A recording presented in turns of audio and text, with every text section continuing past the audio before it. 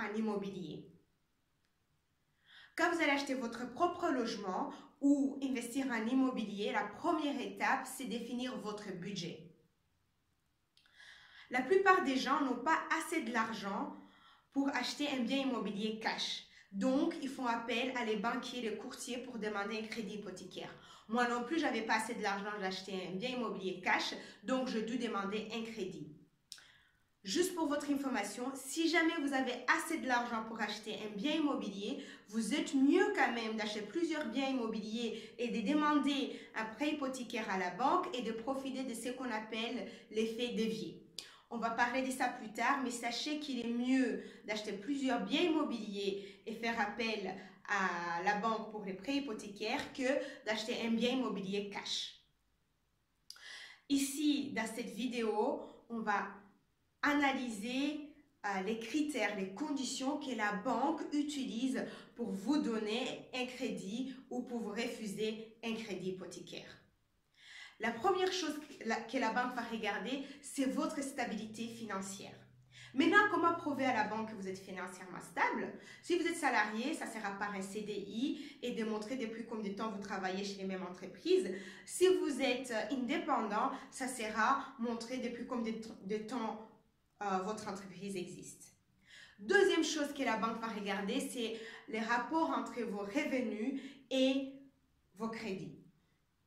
Ici, la banque va essayer de calculer votre capacité de remboursement. Première chose que la banque va prendre en considération pour calculer votre capacité de remboursement, c'est sur vos revenus professionnels. C'est très facile, si vous êtes salarié, il va vous demander vos dernières 3 fiches de paye et il va prendre les moyennes. Au contraire, si vous êtes indépendant, la banque va plutôt regarder vos revenus sur peut-être 1 an ou plus. Il va vous demander même votre bilan juste pour vous contrôler que les chiffres ou les salaires que vous dites, l'argent que vous dites que vous gagnez est vraiment réel. Après, la banque va aussi prendre en compte vos revenus non professionnels. Ici, on parle des loyers, des rentes, des dividendes. Il va considérer ces revenus comme des revenus à risque et donc il va prendre un certain pourcentage un certain pourcentage en considération. Chez moi, c'était des loyers et il prenait que 80% de loyers en considération. Après, la troisième chose que la banque va faire, c'est aussi tenir compte de vos crédits existants. Si vous avez un crédit existant ou des crédits existants, s'il te plaît, ne mentez pas, ça ne sert à rien.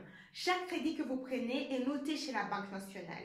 Du coup, quand les banquiers ou le courtier va étudier votre dossier de demande de crédit, il va aller regarder chez la Banque nationale si vous êtes affiché. Donc, ça ne sert à rien de mentir. Mais mieux, entrer votre dossier, de faire votre demande pour un crédit hypothécaire, contrôler sur les sites de gouvernement si vous n'êtes pas affiché chez la Banque nationale.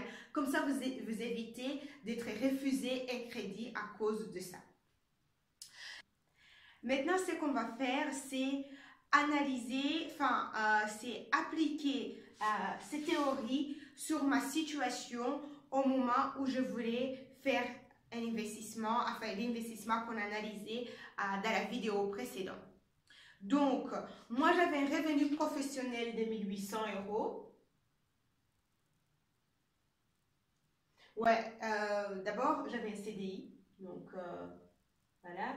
Et j'ai travaillé là-bas depuis 4 ans, donc c'était sûr que j'avais une certaine stabilité financière.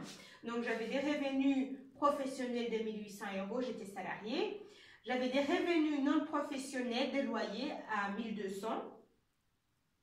Mais comme je vous disais là tantôt, la banque va considérer ça comme des revenus à risque et donc du coup, il va prendre en considération qu'un pourcentage de ces revenus. Et chez moi, c'était 80%.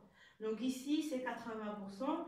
Et donc du coup, je me retrouvais, la banque considérait que j'avais des revenus non professionnels de 960 €. Voilà. Et après, j'avais des crédits, pour donc avoir ces loyers-là, j'avais pris un crédit hypothécaire et donc j'avais un crédit hypothécaire à payer à 1 050. Maintenant, pour calculer la capacité de remboursement, qu'est-ce que la banque va faire? Il va prendre tous vos revenus ensemble et il va prendre un pourcentage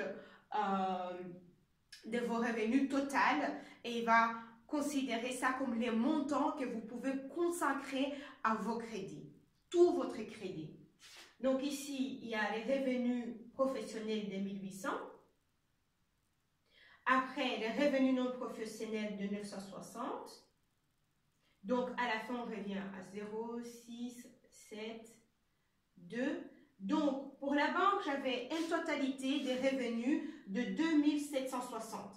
Chez les banques que j'étais, leur pourcentage de mes revenus qui pouvaient être consacrés à les crédits était 40%. Donc, ici, 40% de ça, je crois que c'était, c'est 1100, enfin, c'est 1104 euros.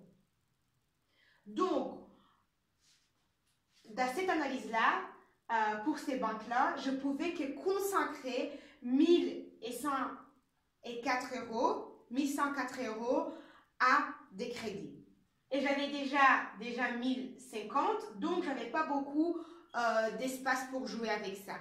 Mais n'oubliez pas, j'achète un nouveau bien, ça veut dire que les crédits, les montants des crédits que je dois payer mensuellement va augmenter, mais aussi des nouveaux revenus non professionnels, donc des loyers.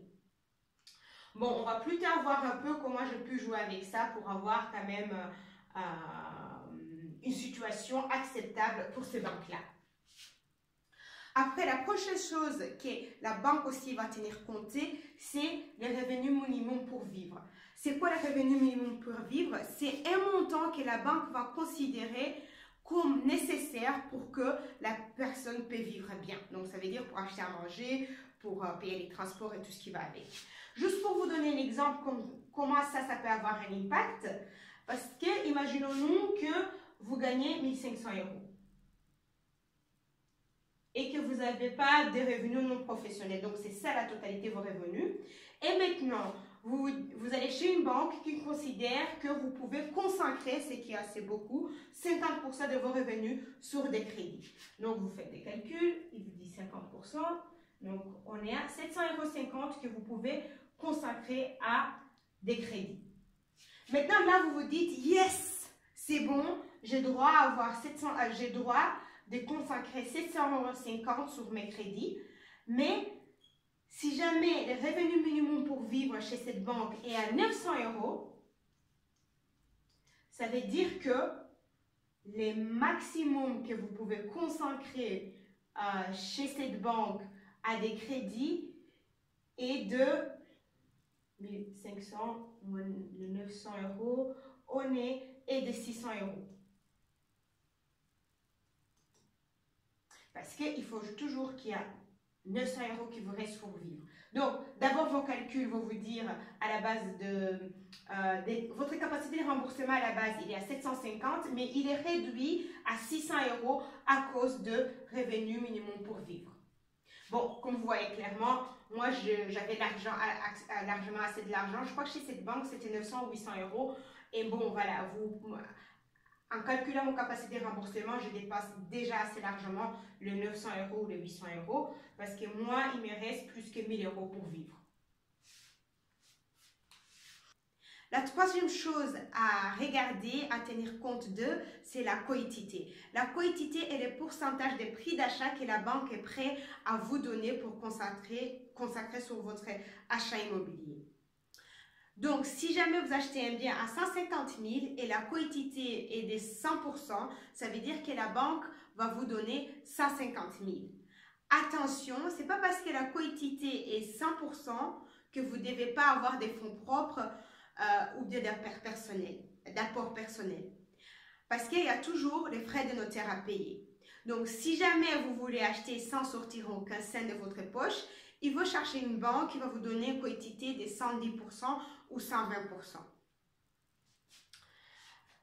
Maintenant, on va analyser un exemple d'un achat de 100 000 €.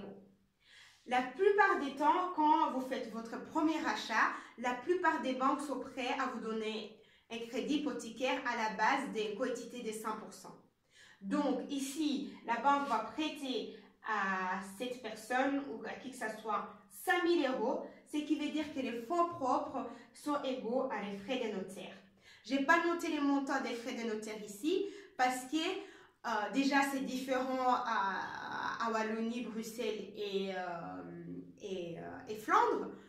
Mais en outre, quand c'est votre premier achat, il y a des réductions, donc c'est compliqué de exactement calculer c'est quoi vos frais de notaire quand c'est votre premier achat. Donc, quand c'est un immeuble de rapport, les banques ils sont un peu plus compliqués, donc ils ne sont pas prêts à vous prêter, à vous donner un crédit hypothécaire à la base des quotités de 100%, mais plutôt un quotité de 70%, 85%.